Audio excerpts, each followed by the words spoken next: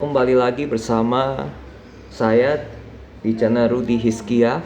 Kali ini aku akan bahas saham dari kodenya AKPI atau kalau kita mau baca AKPI. Nah, nama PT-nya itu adalah apa ya? Kita ini produknya nih. Kalau kalian bisa lihat di websitenya, ini produknya. Jadi mereka bergerak di bidang packaging yang fleksibel, jadi bisa dibentuk sesuai pesanan ya. Nama PT-nya adalah, kita lihat ya,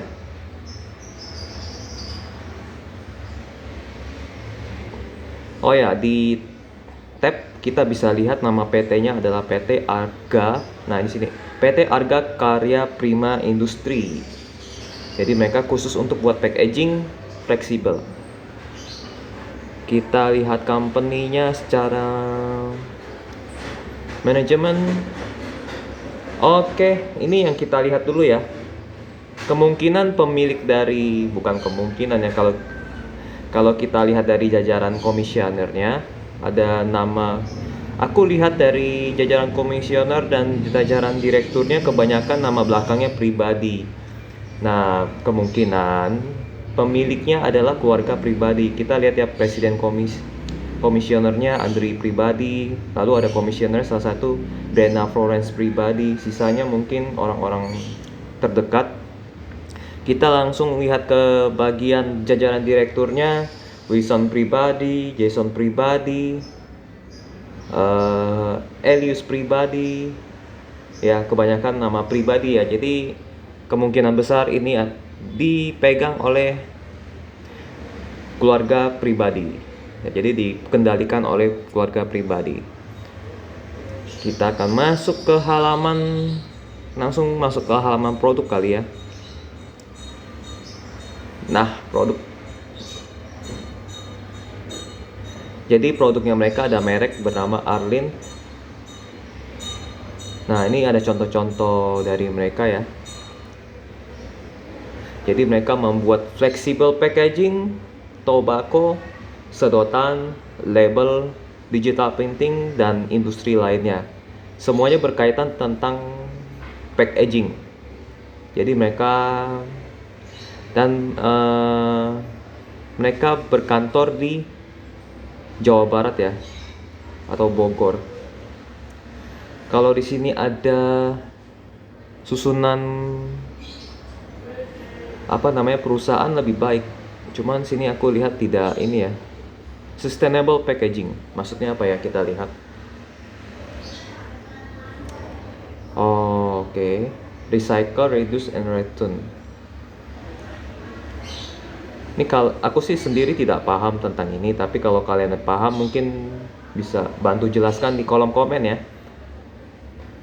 Oke, kita langsung lompat ke halaman investor relation. Investor relation, aku semoga bisa lihat shareholder information. Kita lihat dulu.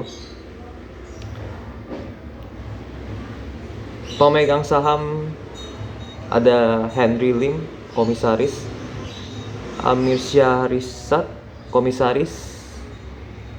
Lalu sisanya ada PT Tiara Inti Mahkota, PT Prisma Tamanugraha, dan PT Nawa Panduta. Nama keluarga pribadi tidak tercatat di sini ya. Kemungkinan mereka masuk di salah satu antara 3 PT ini. Aku tidak tahu kenapa. Pengendalinya adalah PT Tiara Inti Mahkota, Prisma Tamanugraha, dan PT Nawa Panduta. Ini yang mengendalikan perusahaan. Lalu kita akan masuk ke langsung di websitenya, sedikit sekali informasinya. Kita akan langsung lompat ke laporan keuangan yang terakhir ya, yang terbaru di tahun 2021 kuartal 3. Financial statement September.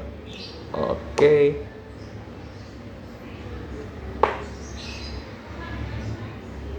Mereka bergerak di packaging ya. Aset lancar kebanyakan di persediaan dan piutang usaha. Kita lihat apakah bisa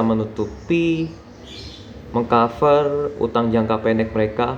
total liabilitas jangka pendeknya 1 triliun ya.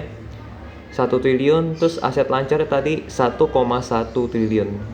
Lumayan mepet tapi bisa mengcover. Resikonya cukup tinggi ya. Utangnya lumayan ini loh, lumayan besar loh. Pinjaman bank jangka pendeknya 400 miliar. Itu bukan kecil, itu besar, 400 miliar.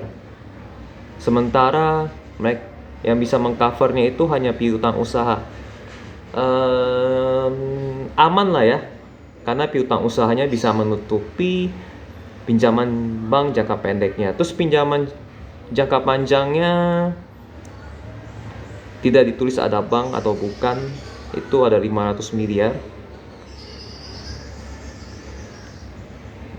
Jadi total utangnya ada sebesar 1,7 triliun.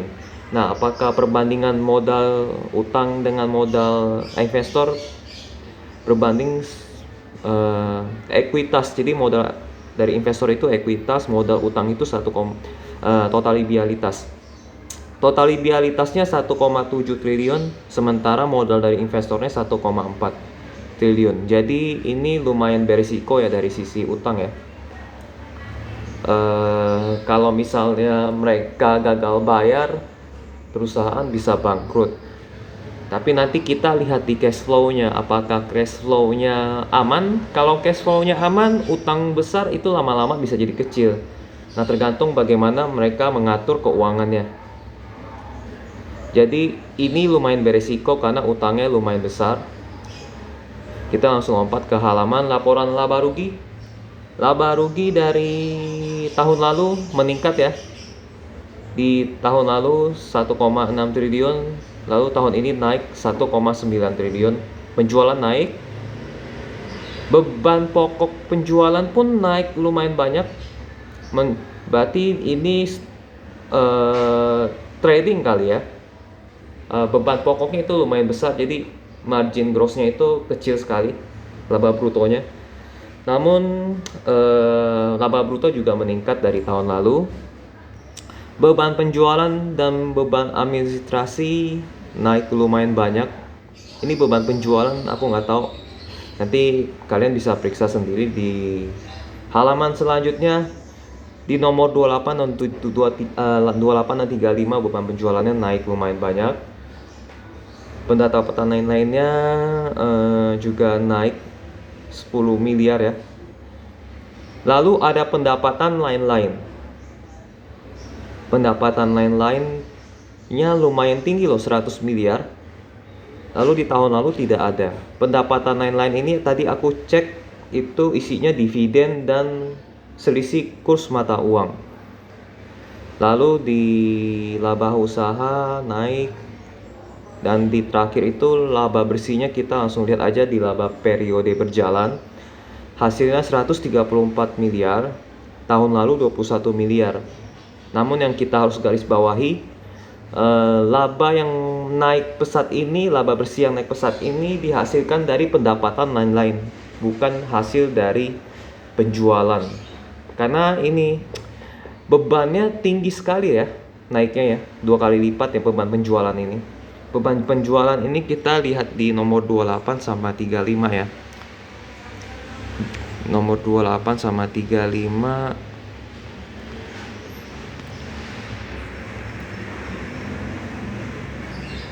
28 yang ini beban penjualan. Oh, kita lihat ya, ongkos angkutnya naik lumayan banyak. Tahun sebelumnya 24 miliar.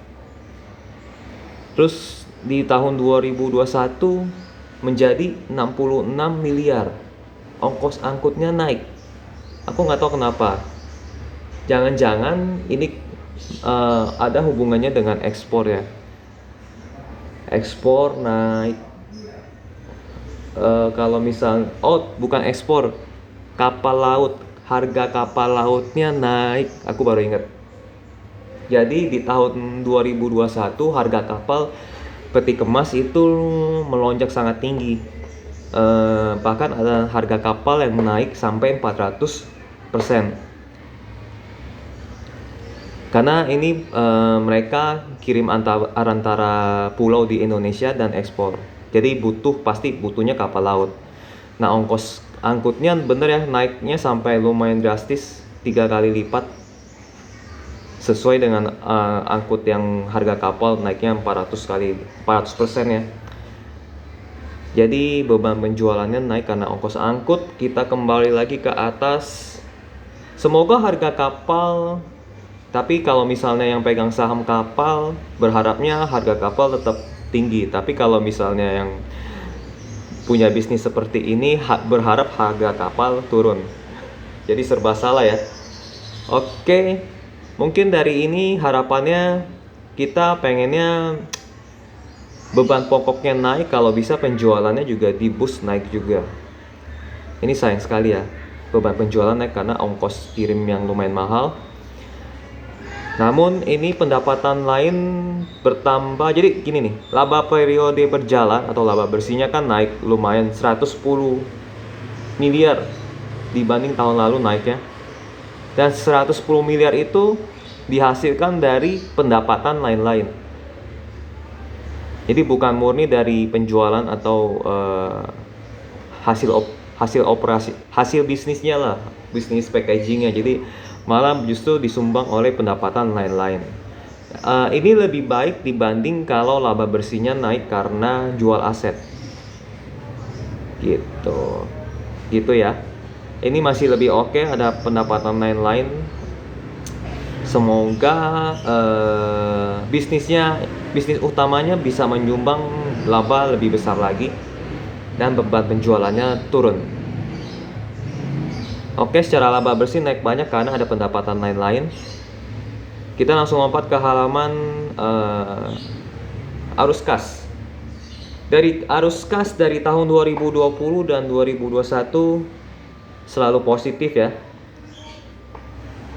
Pembayaran ke pemasoknya lumayan tinggi. Ternyata memang sifatnya agak seperti trading. Mereka ambil marginnya kecil sekali. Jadi tidak bisa besar karena mereka produknya itu kemasan. Jadi kalau misalnya bukannya misalnya sih, kan produk itu klien-klien atau produknya konsumen gitu kan membutuhkan packaging yang murah, ya kan? Jadi mau nggak mau produsen packaging harus memakai margin yang rendah biar klien mereka mau memakai packagingnya mereka. Karena di konsumen, maksudnya di bisnis konsumen itu butuh packaging yang murah. Jadi marginnya nggak bisa tebal-tebal, dan ini wajar ya. Kasnya positif dari tahun lalu, oke. Lalu ada perolehan aset tetap di tahun 2021 sebesar 400 miliar. Wah, sepertinya ini akan ada pembangunan pabrik ya.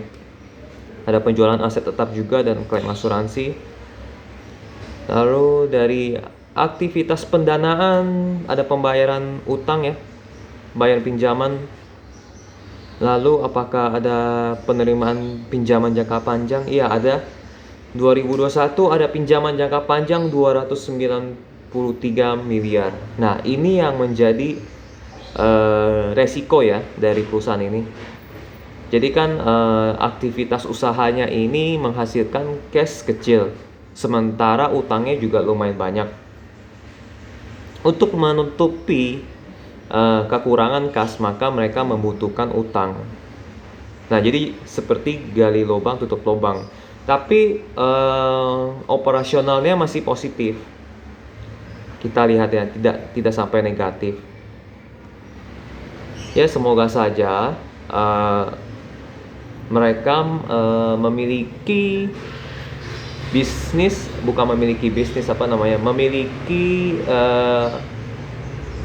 perubahan atau gebrakan baru dalam manajemen keuangan mereka agar utangnya lebih sedikit. Kalau dari overall dari laporan keuangan, yang beresiko hanyalah utangnya saja, karena cukup besar ya utangnya ya. Jadi di tahun lalu sih nambah utangnya tidak ada, tapi di tahun ini ada tambahan utang. Mungkin ini ada hubungannya dengan perolehan aset tetap. Seperti itu. Oke, overall oke. Resikonya hanya di utang, sisanya sehat. Kita akan langsung lompat ke rekap keuangan secara tahunan. Jadi aku rekap dari tahun 2013. Tahun 2013 aku tidak punya datanya, hanya punya data ekuitasnya saja.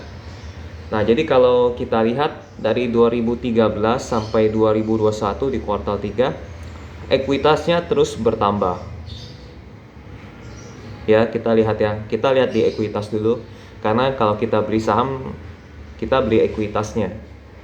Ekuitasnya dari satu, tapi naiknya pelan-pelan ya. Kalian lihat sendiri ya, dari 1,027 naik 10,31 sampai seterusnya di 2021 menjadi 1,4. Jadi ekuitasnya tidak pernah turun atau negatif. Lalu di bagian omsetnya selalu naik ya, kalau kita perhatikan ya. Ada turun di tahun 2019 turun. Nah, nanti di Q3 tahun 2020 kan 2,2 triliun. Nanti di Q3 aku tadi sempat baca beritanya bahwa di Q3 nanti API memperkirakan total penjualan di tahun 2021 dapat mencapai 2,6 triliun. Jadi nanti omset di 2021 full year itu bisa 2,6 triliun. Nah, kemungkinan bisa menambah laba bersih juga dan ekuitasnya bertambah tinggi. Nah, ini yang menjadi catatan baik bahwa omsetnya bisa mencapai 2,6 dan naik lumayan banyak ya dibanding tahun-tahun sebelumnya. Itu kalau lihat dari laba bersihnya juga kita lihat naik turun ya, tidak konsisten. Nah, kan kalau di tahun 2017 laba bersihnya turun. Sebelum tahun 2016 laba bersihnya 52 miliar. Lalu tiba-tiba 2017 menjadi 13 miliar. Kenapa? Karena ada beban pokok pendapatannya naik. Naiknya lumayan signifikan, jadi menguras laba bersihnya. Jadi kelemahan dari bisnis ini ya marginnya tipis. Lalu kalau misalnya beban pokoknya naik, laba bersih juga akan berkurang otomatis.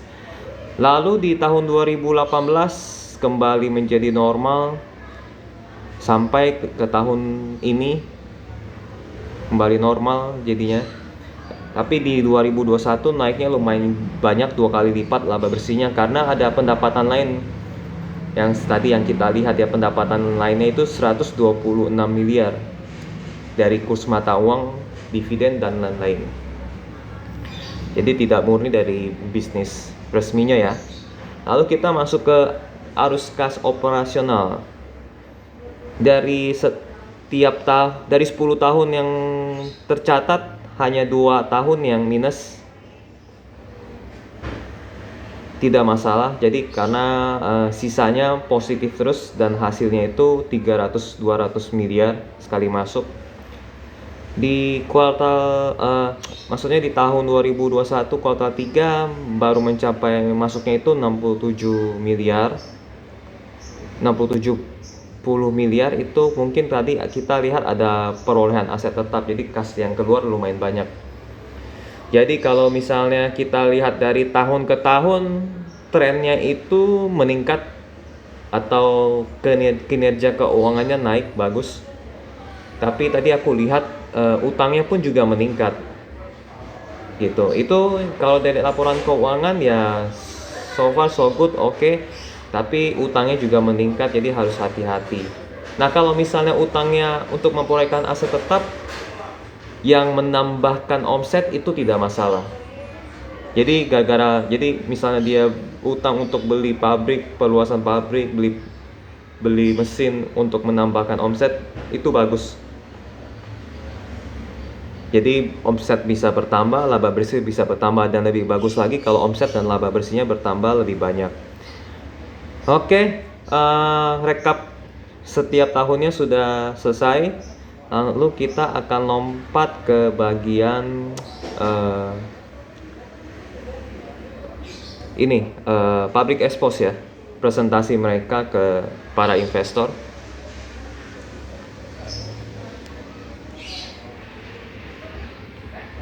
API public expose. Nah, kita coba lihat. Oh, ini yang hadir dikit sekali ya. Karena perusahaan ini kalau kita lihat memang di perdagangannya kurang liquid. Jadi sehari itu hanya kadang-kadang 13 juta. Jadi resiko untuk trading saham ya kurang liquid. Jadi harap-harap cemas lah. Namun tadi aku lihat perusahaan ini pun lumayan rajin bagi dividen ya. Jadi aman kalau misalnya ada yang memang fokusnya investasi, tidak mempermasalahkan liquidnya atau tidak, ini perusahaan yang lumayan aman karena mendapatkan dividen juga. Oke, PT Arga Karya Prima Industri Tbk atau lebih dikenal dengan Arga didirikan pada tahun 1980. Oke, sudah berdiri puluhan tahun ya. Kita langsung lompat ke kegiatan bisnis dan usaha perseroan, antara lain bergerak di bidang industri dan pemasaran barang-barang dari plastik. Oh, berarti ada selain produksi, mereka juga melakukan trading ya, penjualan. Barang-barang yang dihasilkan dari plastik tersebut adalah jenis film polipropilen dan polyethylene terephthalate. Susah banget ya. Saat ini Arga memiliki total kapasitas produksi terpasang yang mencapai 123 ton per tahun, sehingga menjadikan Arga menjadi sebagai salah satu industri kemasan fleksibel terkemuka di Asia Tenggara. Oke. Arlen dan Areta adalah dua merek dagang yang digunakan oleh Arga untuk memasarkan produk plastik filmnya secara luas baik di dalam maupun di luar negeri. Arlen adalah merek dagang untuk plastik jenis BOPP, sementara Areta adalah merek dagang untuk jenis plastik BOPET. Kalau aku lihat memang ini bukan pabrik ya, tapi lebih tepatnya trading ya. Karena trading mungkin jadi akhirnya tapi memang ada pabrik juga nih, dengan pabrik yang berlokasi di kawasan Citero. Jadi mereka produksi dan trading. Nah, ini produk-produknya tadi kita lihat di website: printing, laminating, overwrapping, barrier, tobacco, vacuum, white cavited, metallized film, label, coated film, dan lain-lain ya mungkin ya. Ini Argo Barits, jadi mereka pasarnya itu global, tapi paling banyak di Indonesia tadi aku baca. Strategi jadi ada di Asia, di Afrika, Amerika, China, Middle East, dan Eropa. Strategic factory location, jadi pabriknya ada di Indonesia dan Malaysia. Export to more than 45 country, 45 negara. More than 250 regular customer. Ada lebih dari 250 customer ya. Pencapaian kinerja 2021, pencapaian penjualan bersih sampai akhir tahun diperkirakan akan mengalami kenaikan sebesar 15-20%, target yang normal di atas target yang sudah ditetapkan awal tahun. Wow, sudah melebihi target di awal tahun ya. Oke, ini cukup bagus. Dari sisi margin dan profitability, perseroan masih bisa mempertahankan sesuai dengan target yang sudah ditetapkan. Dari sisi output produksi, perseroan terus meningkatkan tingkat efisiensi yang berdampak pada kenaikan output produksi. Nah, ini fasilitas produksinya di Indonesia total yang BOPP 89.000, yang BOPET 13.000, yang di Malaysia BOPP 21.000. Jadi Malaysia masih kecil. Mesin dan teknologinya aku tidak tahu ini apaan, banyak macam. Mungkin bagi teman-teman yang punya pengalaman di bidang ini mengerti kali ya. Dan pabriknya beroperasi 24 kali 7 hari. Jumlah karyawan sekitar 1.100 orang. Wah, ini pabriknya jalan terus ya. Oke. Rencana perseroan 2022. Nah, ini yang menjadi penting untuk peningkatan omset dan laba bersih di tahun depan. Proyek BOPP Line 8 telah selesai instalasi pada akhir tahun 2021 dan akan beroperasi penuh di tahun 2022. Oke, berita yang bagus. Jadi nanti kalau teman-teman yang ada invest di tahun 2021, di tahun ini 2022 kemungkinan bisa mengalami kenaikan omset dan laba bersih. Sehingga karena ada proyek BOPP Line 8 selesai, maka sudah pasti kemungkinan omset dan laba bersih juga meningkat. Di poin keduanya, menghabiskan anggaran belanja modal sebesar 35 juta US dollar. Oke. Nah, ini nih yang tadi ya, laporan keuangan yang tadi kita lihat, tapi itu di tahun lalu sih. Rencana pengeluaran modal yang berupa pemeliharaan mesin dan peralatan untuk tahun 2002 diperkirakan memerlukan anggaran sebesar 3-4 juta US dollar. Lalu sejalan dengan beroperasinya BOPP Line 8, perseroan akan terus fokus di produk premium yang akan memberikan kontribusi lebih baik untuk perseroan, serta terus meningkatkan pangsa pasar ekspor dan domestik. Jadi selain menambah produksi, mereka juga menambah klien baru ya, meningkatkan pangsa pasar. Berarti masih banyak pangsa pasar yang bisa digarap. Memperluas rantai pasokan bahan baku khususnya dari pasar luar negeri agar dapat pasokan bahan baku dengan harga dan biaya yang lebih kompetitif, serta pemenuhan pasokan tepat waktu.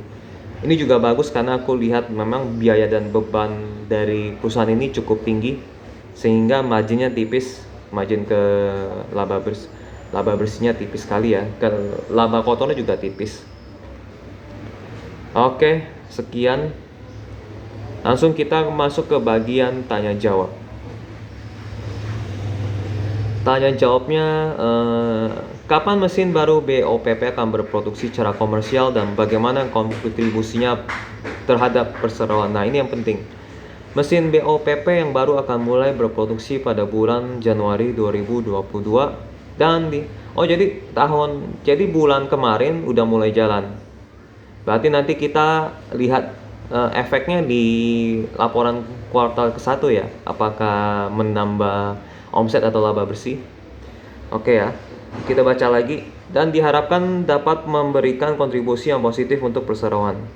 Dengan beroperasinya mesin BOPP yang baru akan memberikan skala ekonomis yang lebih kompetitif untuk perseroan, sehingga diharapkan dapat meningkatkan daya saing dengan para kompetitor baik di dalam maupun di luar negeri. Oke. Berapa anggaran belanja modal yang sudah dikeluarkan perseroan di tahun berjalan 2021? Anggaran belanja modal rutin yang direalisasikan di tahun 2021 adalah sekitar 30 miliar yang digunakan untuk memelihara mesin dan peralatan pabrik. Di luar anggaran belanja modal untuk keperluan ekspansi mesin BOPP yang baru. Jadi mereka yang 400 miliar aset tetap itu, yaitu sebenarnya belanja mesin baru ya. Bukan, maksudnya ekspansi mesin. Ya sama aja sih beli mesin baru. Terus bagaimana strategi perseroan menghadapi tahun 2022 yang semakin ketat dalam persaingan baik dalam negeri maupun dalam luar negeri. Nah, ini bisnis yang lumayan banyak saingannya. Karena termasuk bisnis yang mudah dijalankan ya, dalam arti mereka mau bangun bisnis ini cukup beli mesin aja, lalu menggunakan tenaga ahli gitu, tinggal bayar. Dan prosesnya sepertinya mudah ya. Proses bisnisnya sepertinya mudah, makanya mungkin akan banyak saingan. Jadi jawaban dari perusahaannya adalah strategi perusahaan dalam menghadapi tantangan di tahun 2022 adalah terus meningkatkan penjualan untuk produk premium yang diharapkan akan memberikan kontribusi margin yang lebih baik dan terus membuka pasar yang baru baik domestik maupun ekspor. Jadi mereka terus membuka pangsa pasar baru. Semoga kegiatan mereka berhasil ya. Pertanyaan selanjutnya, bagaimana perseroan menghadapi pandemi COVID-19 yang masih belum berakhir dan apakah ada pengaruh yang signifikan terhadap perseroan? Nah, kita lihat laporan keuangan yang rekap ini di tahun 2020 omsetnya masih tebal, laba bersihnya masih tebal. Ini berarti tidak terpengaruh oleh COVID sama sekali. Karena bisnisnya mereka kan packaging ya, packaging untuk produk konsumen. Jadi benar-benar COVID ini perusahaan yang salah satu perusahaan yang anti COVID lah.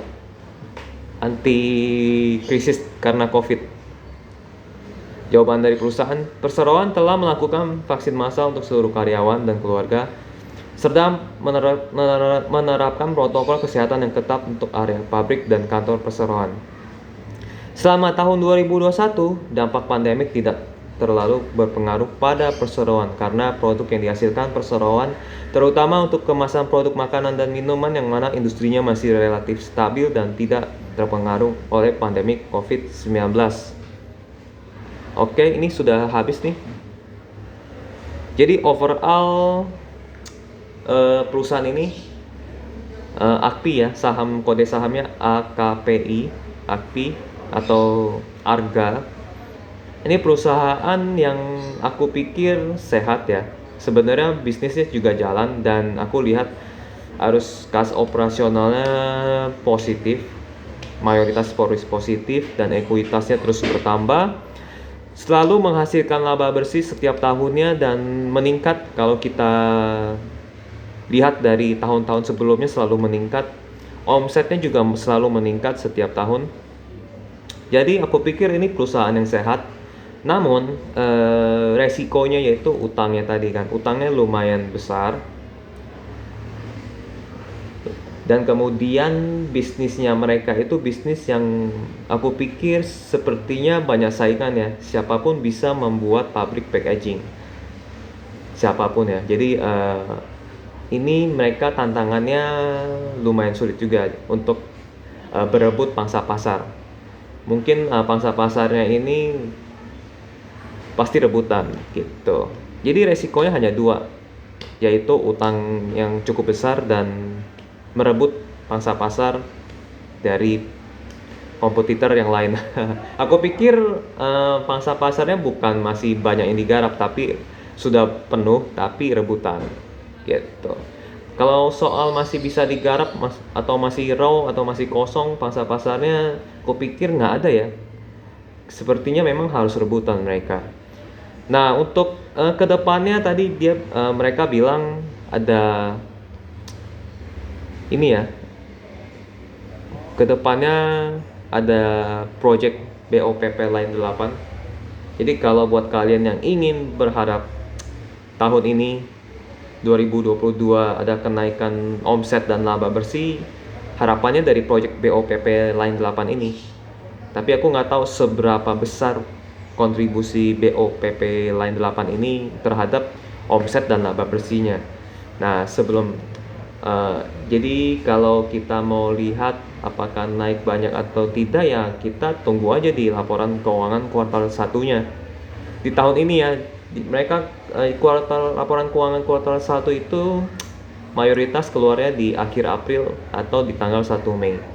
Jadi ditunggu saja apakah seberapa besar kontribusi project BOPP Line 8 ini terhadap perusahaan, terhadap omset dan laba bersihnya.